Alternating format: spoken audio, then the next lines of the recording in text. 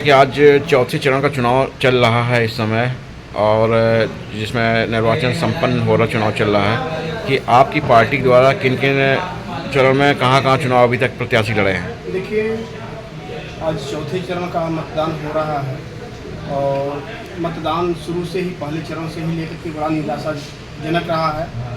सही मतदान नहीं हो पा रहा है, बहुत कम मात्रा में मतदान हो रहा है।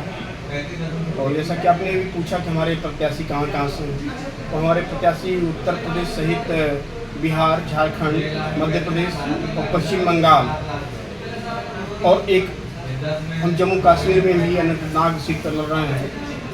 तो इस तरह की तैयारियां हमारी चल रही हैं और पश्चिम बंगाल में काफ़ी मेहनत हमारी पार्टी कर रही है।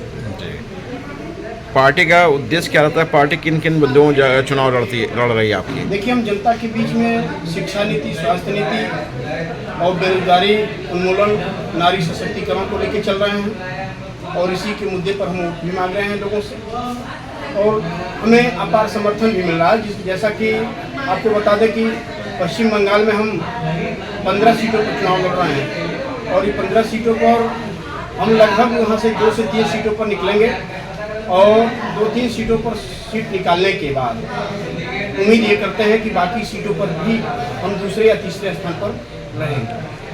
जैसे 5वें अभी 3 चरण के चुनाव बाकी है, आगे आपका क्या रहेगा? देखिए, 3 चुनाव जो बाकी अभी हैं 30 चरण का, इसमें 6वें और 7वें चरण में ये प्रत्याशी हमारे बचे हैं, 5वें चरण में हमारे प्रत्याशी नहीं। और हर पार्टियां अपना अपना ताकत झोंकी हुई है, हमारी पार्टी भी ताकत झोंकती है।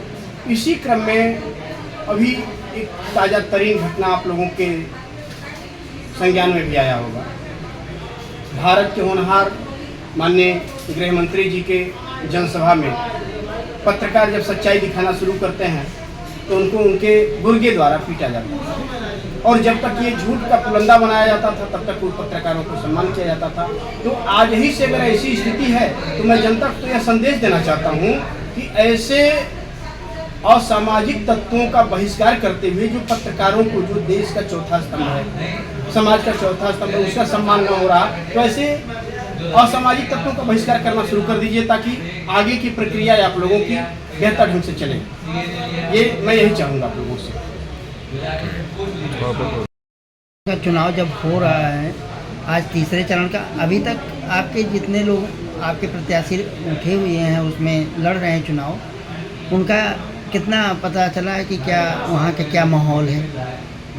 जैसे देखिए, चौथे चरण का जो अभी प्रचार खत्म हो गया, प्रचार खत्म होने के बाद आज तीसरे चरण का चुनाव हो रहा है। चौथे चरण आज चौथे चरण का मतदान शुरू हो गया, प्रचार थम गया, शुरुआत हो गया। इसमें मतदान जो 3 चरणों में हुआ है जिस परसेंटेज उससे थोड़ा सा ज़्यादा आगे चल रहा है यहाँ मतदान, क्योंकि पिछले जो 3 चरणों में हुआ वो बहुत निराशाजनक मतदान रहा और इसमें जो है अब मतदान जो हो रहा है चौथे चरण का वो कुछ आशान्वित तरीके से हो रहा है। थोड़ा सा मतदान का जो प्रतिशत बढ़ा है, मैं उम्मीद करता हूं कि 5वें, 6वें, 7वें चरण में भी मतदान का प्रतिशत बढ़ेगा और लोगों के बीच में एक जागरूकता जा रही है। लेकिन जनता अपने बहुत सही ट्रैक पर चल रही है। जनता के द्वार हम जब नेता पहुंच रहे हैं तो जो ट्रैक को अपना रही है वो देखने को बहुत सही और बहुत आशान्वित मिल रहा है। और आप लोगों के माध्यम से मैं आम जनमानस से यह अपील करूंगा कि अभी भी आज के बाद 3 चरण चुनाव बाकी हैं, प्रत्याशी को सोच समझ कर वोट दें। किसी भी ऐसे असामाजिक तत्वों को वोट ना करें कि जो आपके हम सफर न बन सकें, आपके रहबर न बन सकें, आपके सुख और दुख को देख न सकें। जी, जैसा कि 400 पार का जो नारा चल रहा है प्रधानमंत्री जी द्वारा या पार्टी द्वारा, इस पर क्या कहना आपको? जैसे देखिए, उस पर टिप्पणी करने लायक नहीं है, लेकिन अगर आपने पूछा तो प्रधानमंत्री जी के द्वारा यह नारा नहीं चल रहा है।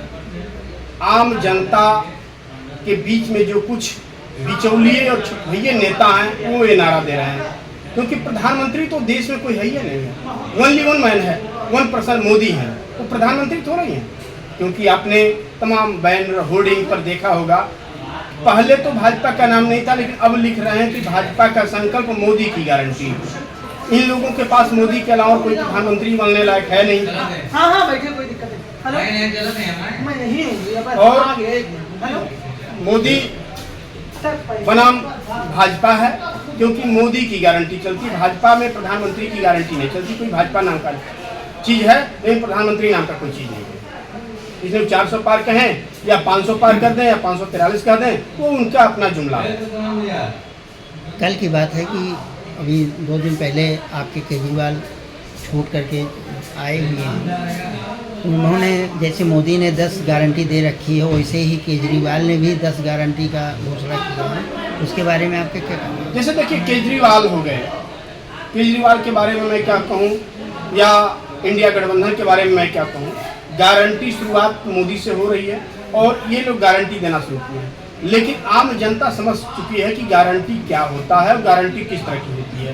क्योंकि जुमलेबाजी से देश अब चलने वाला नहीं है, अब देश सही तरीके पर चल रहा है और सही तरीके से चल। लोकसभा के जो क्षेत्र से जो जुड़े हुए हैं, जो अभी तक चुनाव यहाँ पर नहीं हुए, उनके लिए आप क्या कहेंगे?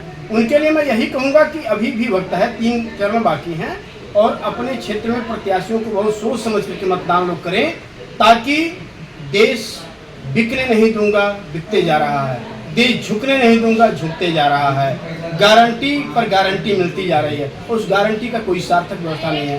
क्योंकि देश के साथ सिर्फ सब लोग छल और कपट कर रहे हैं, और छलावा से देश नहीं चलने वाला। यहाँ शिक्षा नीति जो लाए, विदेश नीति को जो लाए, स्वास्थ्य नीति को जो लाए, महिला सशक्तिकरण को जो लाए, बेरोजगारी को जो भगा करके रोजगार लाए, उसको ये देखने का कार्य करें तो निश्चित तौर पर देश बहुत आगे।